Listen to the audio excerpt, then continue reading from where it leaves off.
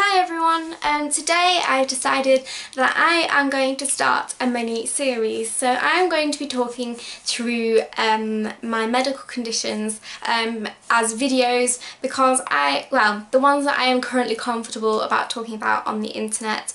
I do have one or two that I'm just coming to terms with by myself and I'm not ready to talk about yet, but the ones that I am ready to talk about, I'm going to be making a short video series explaining what they are and how they affect me, because I recognise that when I'm writing blogs, and my blog is in the link but in the description if you'd like to read it, and talking about how these things affect me, or I use a shorter version or a different name or something for the different conditions, that some people might not understand what I'm talking about at all. So yeah, I'm going to be making a short video series. So my first video, as you'll be able to tell by the title, is what is intestinal failure? So for me, this means that I have severe dysmotility. I have a glitch in my brain whereby my brain isn't sending the right signals from the top of my esophagus right down to the end of my bowel, and this is causing dysfunction. This is degenerative and this will possibly get worse. We don't know how quickly or how slowly this is going to happen, but in the last 2 years I have noticed a deterioration. So for me, this glitch is that the nerves aren't responding correctly to signals in the brain, so things aren't moving along around the bowel and the stomach as they should. So if this is your stomach, you have a muscle called the pylorus, and all your food must travel through the pylorus, which is a muscle that opens and shuts, and down into the bowel. Now my stomach doesn't work at all anymore, which has been quite a huge thing to come to terms with, because the pylorus doesn't respond properly. Now I have a feeding tube that goes in my stomach, down through the pylorus and down into a little tiny bit of the bowel that is still working for me. I use a feed pump to regulate how much I have an hour because my bowel struggles with volume and processing. All of these have different names, so I'm not sure on the name of the esophagus part, but it does mean that sometimes my swallow catches a little bit.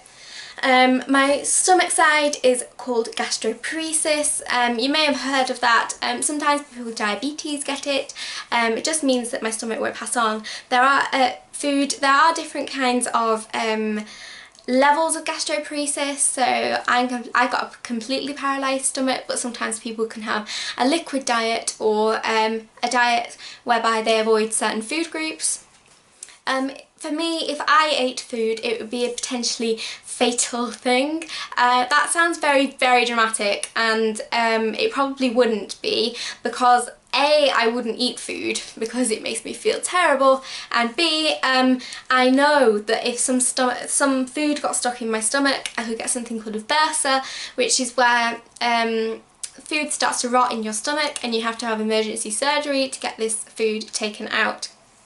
Now that was a very simplified version of what I've got, but that's as much as I am happy with talking about at the moment. Obviously, talking about bowels is a very personal thing. I do have quite a lot of interventions to do with my bowels, but I'm just not comfortable talking about that. I hope you will understand that. But my bowel is very much affected. I'm very lucky that the most recent feeding tube I've had passed is in the little bit of bowel that is still absorbing for me. So that's great. And I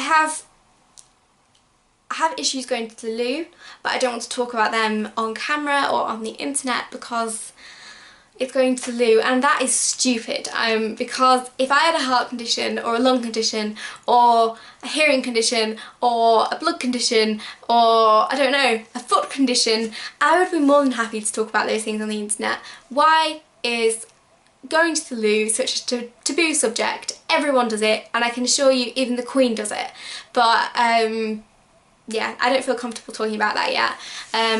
I might one day, but for the minute I don't want to go there.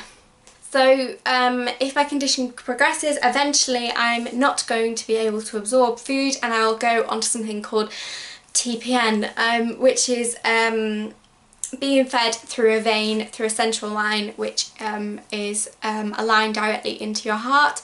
Now that is massive and has loads of risks attached to it, so even though I'm very, very poorly on my feed, I want to stick with that as long as humanly possible, to stretch lifespan basically. But saying that, a lot of people stay on TPN for ages and have very few infections and things attached to that. But there's always that risk that you're not going to tolerate it very well, and it can damage some of your organs. So I just don't want to go there until I have to, until I absolutely have to. Thank you very, very much for watching. A very basic explanation, but I hope it answered some of your questions. If you do have any more questions, either click on my blog and send me an email, or leave your question in the comments. I'm very open to people asking questions. That's fine by me. Yeah. As always, thank you so much for watching. I'll see you next time. Bye!